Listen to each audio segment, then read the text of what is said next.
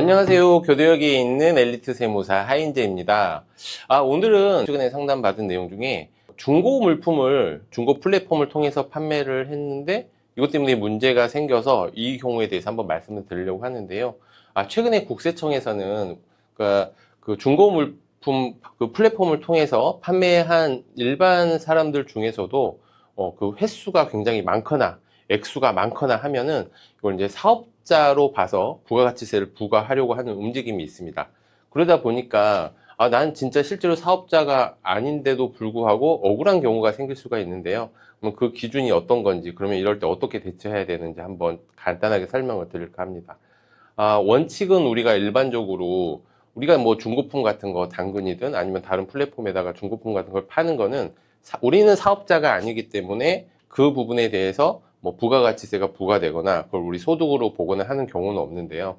이제 다만 최근에 이제 그런 플랫폼을 통해서 실제로는 사업자의 성격을 가진 분들이 대량으로 거기서 판매하는 경우가 많이 있다 보니까 이제 세무서에서는 이분들이 사업자 등록도 내지 않고 하다 보면 부가가치세가 탄로되고 있다 이렇게 판단을 해서 지금의 현재의 기준은 연간 한 50회 이상 그리고 금액이 5천만 원, 그러니까 간이과세 기준이 한 4,800 정도라고 얘기를 하긴 하는데 한 5천만 원 정도가 넘어가게 되면 그분들은 이분은 사업성이 있다라고 판단하고 있는 것 같습니다. 그러니까 우리가 이제 사업성이 있다고 하는 거 법에서는 이게 계속적 반복적으로 영리 활동을 하려고 하는 걸 사업성이 있다고 하는데 이제 부가세에서는 그러니까 우리가 수익이 없더라도 계속적 반복적으로 무언가를 하면 사업성이 있다고 보거든요.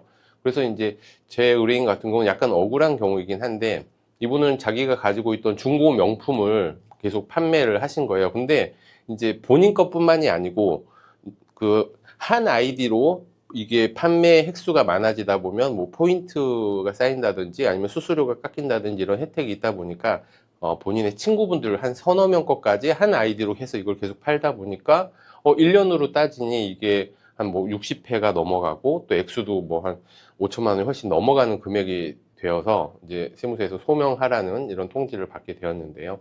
이제 이런 경우에는 물론 이게 내가 업자가 아니다 소명할 수 있으면 좋겠지만 이 정도면 사실 그걸 소명하기가 되게 쉽지 않거든요. 금액도 너무 크고 횟수도 많기 때문에. 그리고 내 것뿐만 아니라 다른 사람들 자료까지 다 이렇게 소명을 해야 되는 거라서 그래서 어쩔 수 없이 이분은 이제 소급해서 사업자를 내고 또 그리고 부가가치세도 내고 이런 식으로 진행을 했는데요. 이거는 이제 직접 하시다 보면 부가가치세를 훨씬 더 많이 내실 수도 있고 그리고 또 소명하는데 어려움이 있을 수 있다 보니까 이런 경우에 세무사의 도움을 받으면 좋을 것 같습니다.